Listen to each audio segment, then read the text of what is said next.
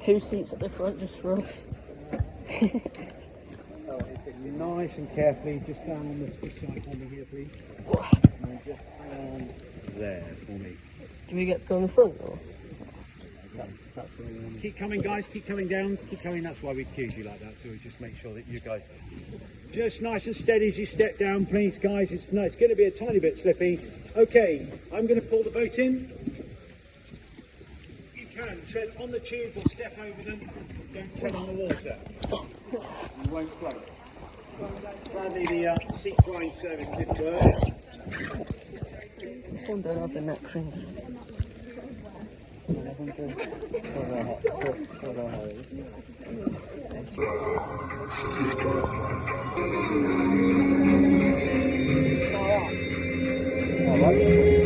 Not sure whether this is stick right.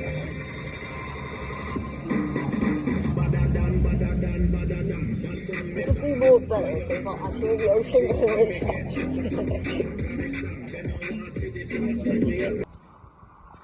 Alright guys, welcome aboard Raptor. My name's Rose, I've already been introduced. Now, welcome aboard Raptor. For those of you that aren't local, welcome to Torbados. The sun is always shining here. Now, on the back of Raptor, there are 3 humongous engines. Now, those engines are 3 4.6 V8 engines. For the car fans amongst you, that is the same engine as Ford Mustang use in their cars. Each engine is 300 horsepower each. Collectively, this is a 900 horsepower boat. And again, for car fans, that's the same amount of horsepower as a Bugatti Veyron. One of the fastest cars on this planet. And you're holding on nice and tightly.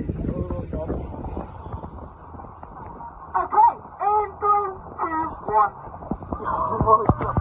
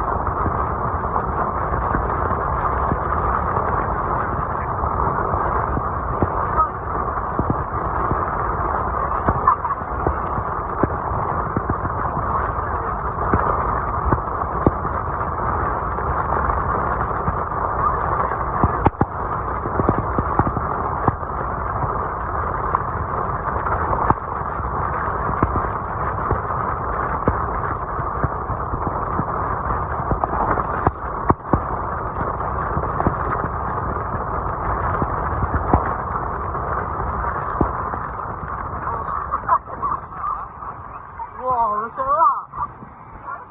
that! Well, now got a Dyson hairdryer when you can just come and get it. Pretty easy quick and dry road right now. Now, welcome to our first stop. This is Thunder Cove just coming up ahead of us now. Before we do get a little bit closer to Thunder Cove, if you look directly above your heads now to the top of the cliff, you'll see an old World War II watchtower. That currently sits in the back of someone's garden, and he now uses it as a private drawing studio. Apparently, if you want to go to 6, you've got to get yourself an old World War II watchtower. Probably a pretty hard eBay find. Now, this directly in front of us is Thunder Cove. Again, if you look above your heads now, you'll see a noose hanging down. How creepy is that? Oh my god. Now, I promise you, that is nothing sinister whatsoever. It is actually for free climbers.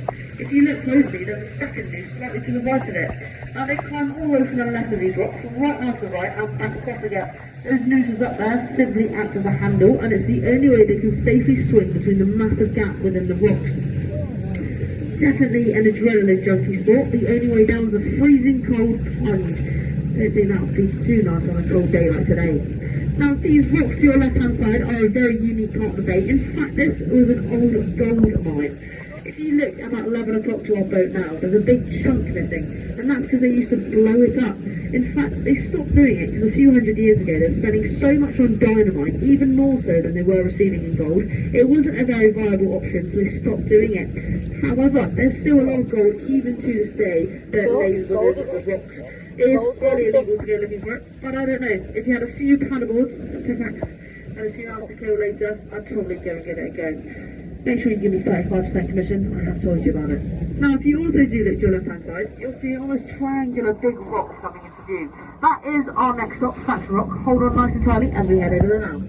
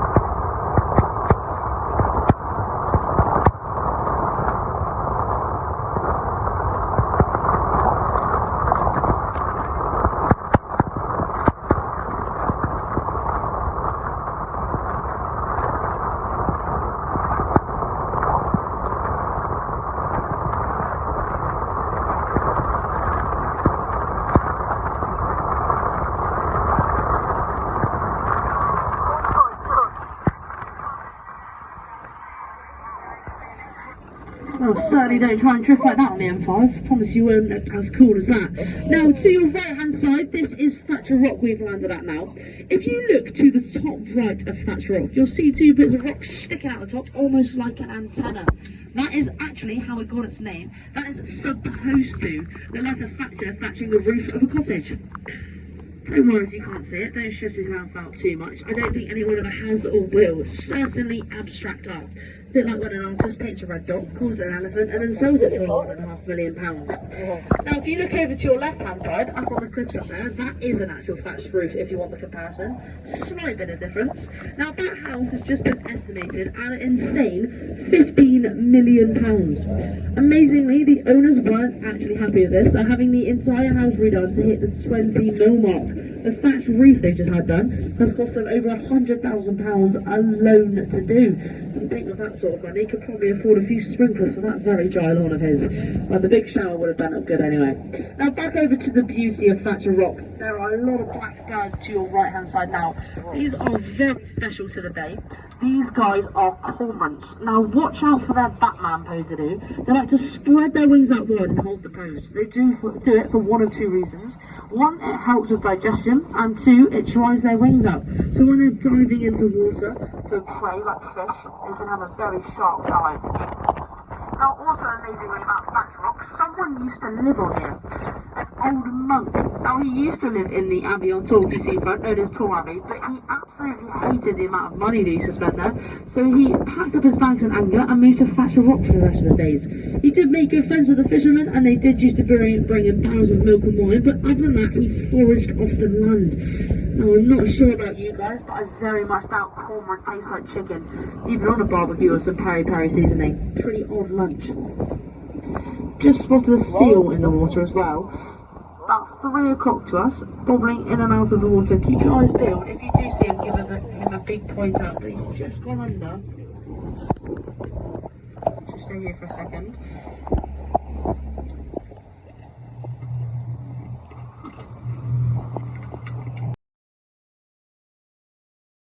But if you do look to your left side, you'll see the second best rock of Tornadoes. That is the Yellowstone, our next stop. It does get a little bit choppy here. Hold on very tightly.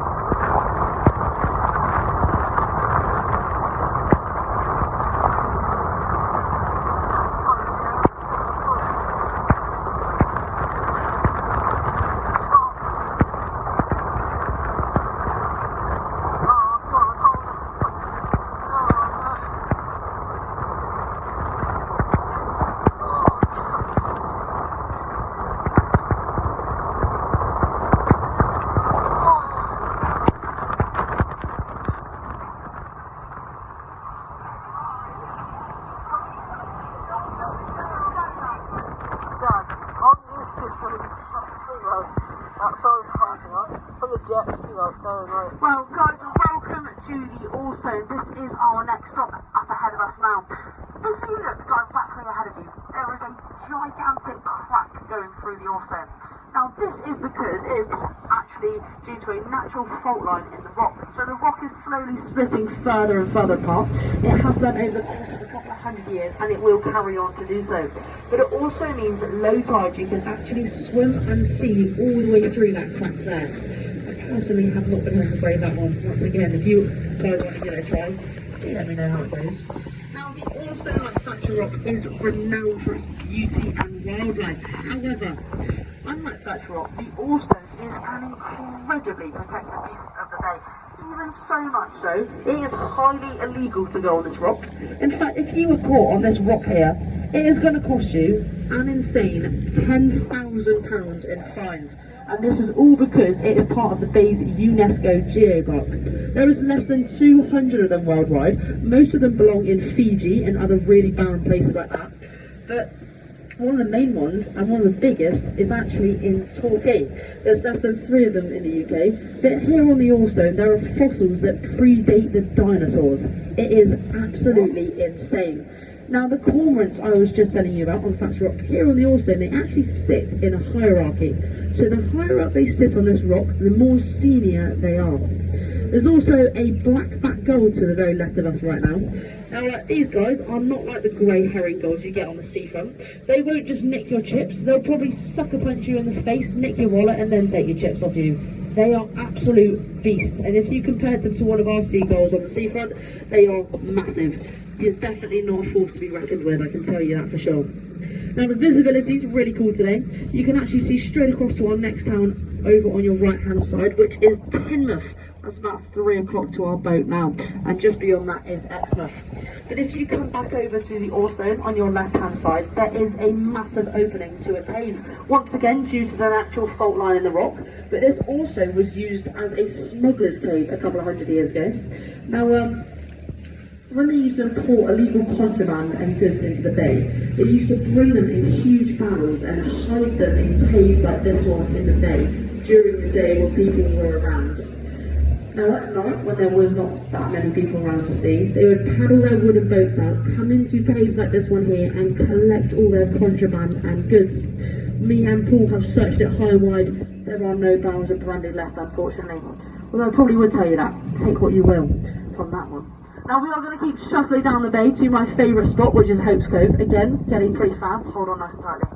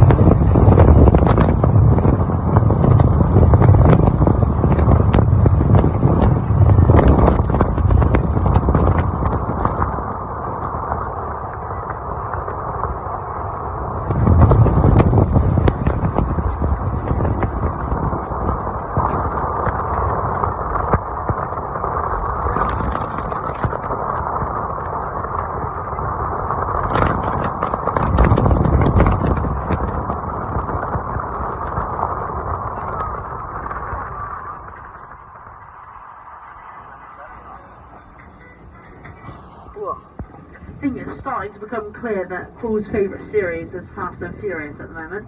Now we've landed again in a very beautiful part of the bay. This entire stretch of land is known as Hope's Cove. Now, a few of you are already looking at it, but this cove into our right now, this is Hope's Cove. Brandy Cove, sorry. A very famous one in the bay. Guess what they used to import there? If you guessed brandy, that was a France into coves like this one here. They would smuggle these great big barrels on their back up that slim staircase there to the house at the top, where they had a fake fireplace and a hollowed out tree they used to hide the brandy during the day. At night, when no one was around, they used to load the barrels of brandy onto the horse and cart. Now, to really tap into stealth mode, they even put leather shoes on the horses to take it into the bay at night. It didn't take long for the police to realise there was so much brandy being illegally imported into the bay, they decided to uncover and discover all the coves like this one they could be using. Now, when the police got into Babacombe, which is just above here, the workers were terrified they'd get found out, so they actually invented the story, the Headless Horseman of Babacombe. This was simply the workers taking it in turns, was dressing up in a big jacket and pushing the story. They would scream at people in the woods of Babacombe. Now, it actually worked. It completely kept the police at bay. It probably worked a little bit too well, though, because even to this day, there are genuinely some people in Babacombe that will avoid the woods of Babacombe, all because of the Headless Horseman.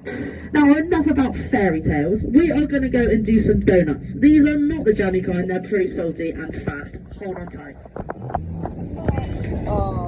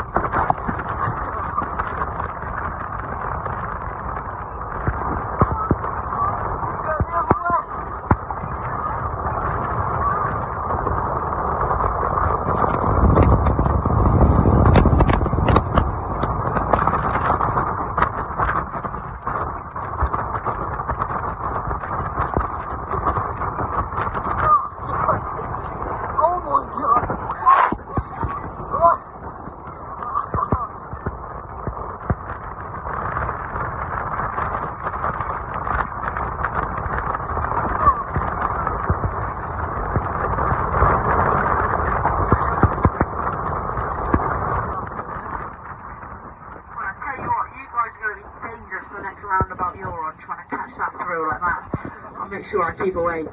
We have landed in a very beautiful part of the bay. Here about 1 o'clock just now, you'll see some blue container looking boxes. Those are actually beach huts. There is a 7-year waiting list for them at the moment, and they cost about £5.5 grand a year just to have one. Yep, that's right, a 6x6 blue metal tin, £6.5 grand a year. Absolutely insane. Again, about 2 o'clock to us, there's a very lovely hotel named the Osborne. Now, that is actually where Charles Darwin lived when he was in the bay, but also in World War II, where the Germans had planned to have their headquarters of the southwest of England. It is now a lovely hotel named the Osborne. They do an insane light brunch, and they do pretty good cocktails as well. You can sip on a Mai Tai and watch Raptor go past. What's not to love about that? Now, talking of, at the moment, guys, we've been cruising. Keyword there, cruising, at about 45 knots.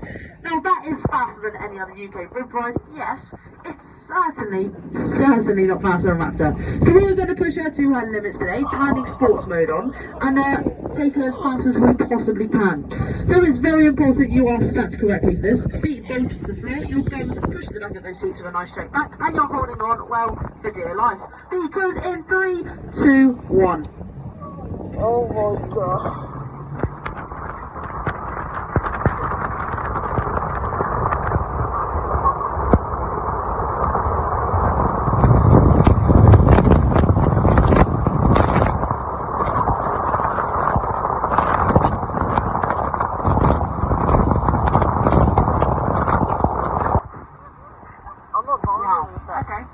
If you weren't dried earlier, you definitely will be now. You guys will look about 10 years younger. We have just hit an insane 71.8 miles per hour. That is the fastest of today, so give yourself a pat on the back. You're a pretty good crew. Now to your left, this is Dyer's Quarry, locally known as Big Mac, a very popular jumping spot with amongst the bay, especially among the local youths. The only way down to it is to slide down the sides of the cliff to the left and right of it. Be there at your own risk. Now, just ahead of us, about 1 o'clock, there is an archway, a very famous special one in the bay. It's known as London Bridge. It has just been officially deemed unstable, so the shards of rock between her and the land are the only thing holding her up. Unfortunately, we don't know how long we do have left of her. Other than that, she is very, very famous and popular with especially paddleboarders and kayakers to get their Instagram shots underneath. Tell you what, you'd probably go ahead and give that on a miss now though. You wouldn't want to take your paddleboard under that. One of those shots of rock hitting your paddleboard or your head would probably ruin your day pretty badly. If you do look over to your right hand side, you'll see what it will look like in a few years. You can see where a very beautiful archway has plummeted into the water. I think when that inevitably happens to our London Bridge, I'm probably going to start calling her Big Ben. Now we are going to go back in towards Tor Abbey, throw in a few more donuts, but until then, you know the drill, hold on nice and tightly.